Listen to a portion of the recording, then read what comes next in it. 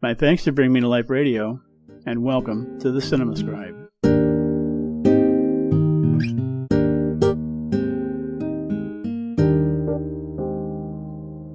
It's one thing to be ever practical when it comes to conducting our affairs, but this approach may sometimes limit our options, outcomes, and effectiveness. By contrast, we could adopt a truly visionary view, one that surpasses these shortcomings, but that may also be difficult to fulfill due to a lack of pragmatism. So it's quite something when we're able to fuse both qualities, making it possible to work truly inspired wonders. Such is the approach employed by an accomplished statesman, one whose achievements arguably have not received the recognition they deserve. Notions addressed in the engaging new documentary, Meeting Gorbachev. As the 1980s began, almost no one foresaw the significant changes that were to come over the next 10 years. However, as the decade played out, it led to an array of geopolitical shifts that carried on into subsequent years and whose impact is being felt ever since. Nowhere was this more apparent than in the Soviet Union, a declining superpower that was being propped up largely by its own propaganda. The woeful state of the country was generally not known outside its borders, but Soviet citizens were all too aware of its shortcomings, experiencing its problems, frustrations, and inadequacies on a daily basis.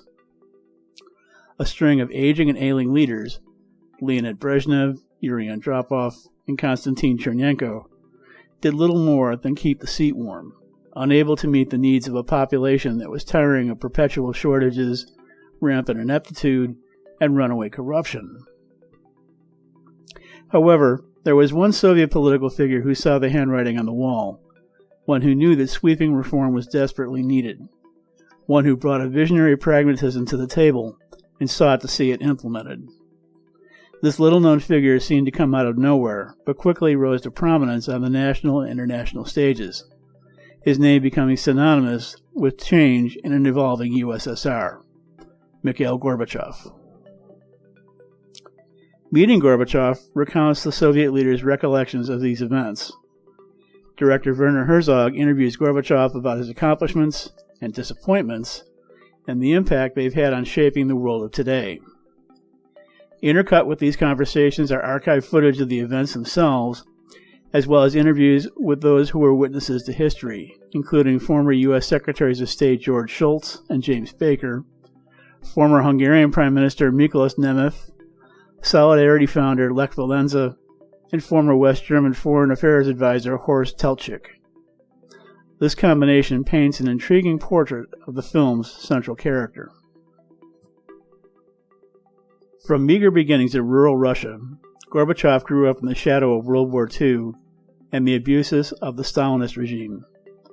Life was difficult during those times, conditions that made him acutely aware of the difficulties involved in issues as basic as everyday survival. He drew upon that experience as he moved up through the ranks of the Communist Party, taking a practical approach to his official duties in such areas as agriculture and civil engineering projects. By the late 70s and early 80s, Gorbachev could see that the Soviet Union was on the brink. The protracted Cold War with the West, a failed occupation of Afghanistan, and simmering domestic discontent were placing an increasingly greater strain on the country, all of which could no longer be afforded. Things had to change, and by the time Gorbachev got his shot at the top slot in 1985, he at last had his opportunity. In the ensuing years, Gorbachev made a point to reach out to the citizenry to learn what was needed. This led to the formation of his now famous policies of perestroika, or restructuring, and glasnost, or openness, doctrines that have become immensely popular both at home and abroad.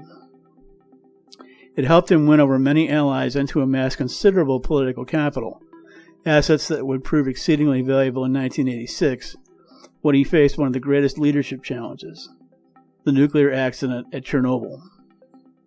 This incident marked a turning point in both Gorbachev's rule and in the history of the Soviet Union. Specifically, Chernobyl helped Gorbachev realize the dangers of nuclear technology, not only when it comes to power plants, but also to weapons of mass destruction. He knew that the world could not continue on the course it was on. An out-of-control arms race, he believed, was too great a risk to the future of civilization if it continued unabated. Thus began Gorbachev's initiatives to reach out to the West, most notably President Ronald Reagan and British Prime Minister Margaret Thatcher, to bring these matters under control. Not long thereafter, Gorbachev witnessed the rise of democracy movements in the Soviet Union's satellite states in Eastern Europe, most notably Hungary, Poland, and Czechoslovakia. He also watched the Soviet occupation of Afghanistan, a mess he inherited from his predecessors, spiral into a quagmire that was being referred to as Russia's Vietnam. Realizing that he could barely manage what was happening at home, he knew that he could ill afford to take on what was happening outside his borders.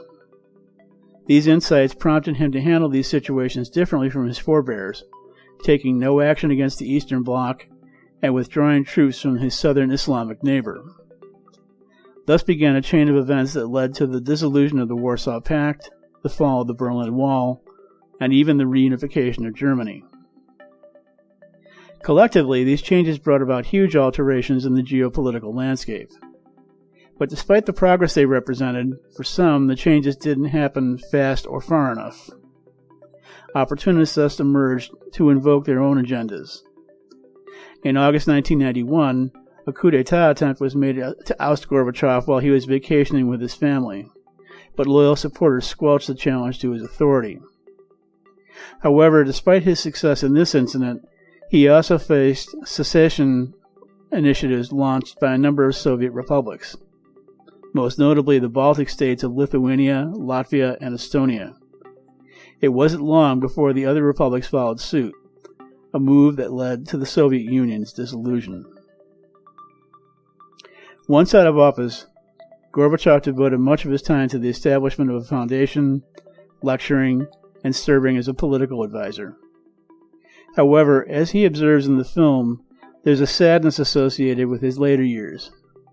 He's disappointed that he was unable to complete the work he started, such as increased democratization, bridging the European community in the Soviet Union, and continuing his work for nuclear disarmament.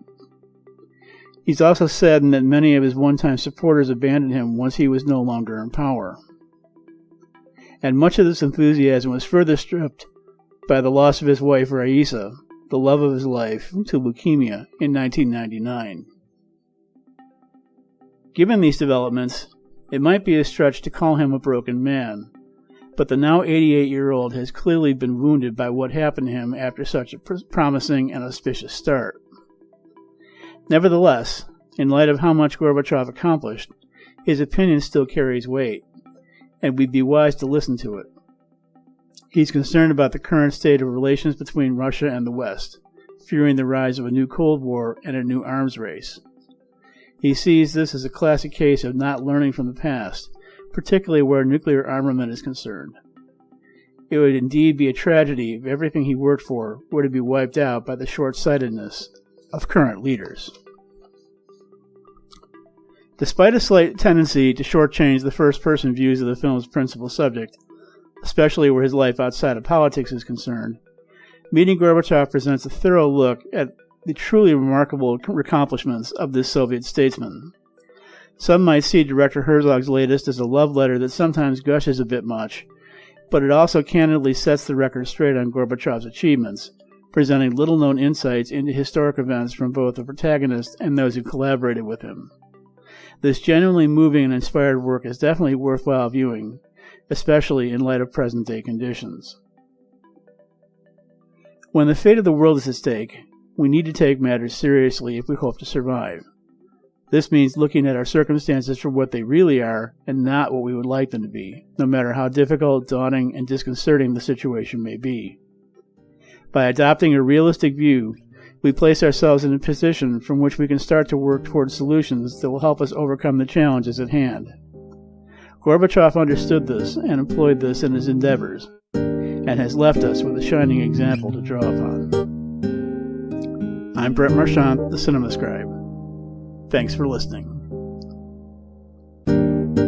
A lifelong movie fan and longtime student of metaphysics, Cinema Scribe Brent Marchant is the award-winning author of Get the Picture, Conscious Creation Goes to the Movies, Consciously Created Cinema, The Movie Lover's Guide to the Law of Attraction, and Third Reel Conscious Creation Goes Back to the Movies, all of which provide reader-friendly looks at how the practice of conscious creation, also known as the Law of Attraction, is illustrated through film.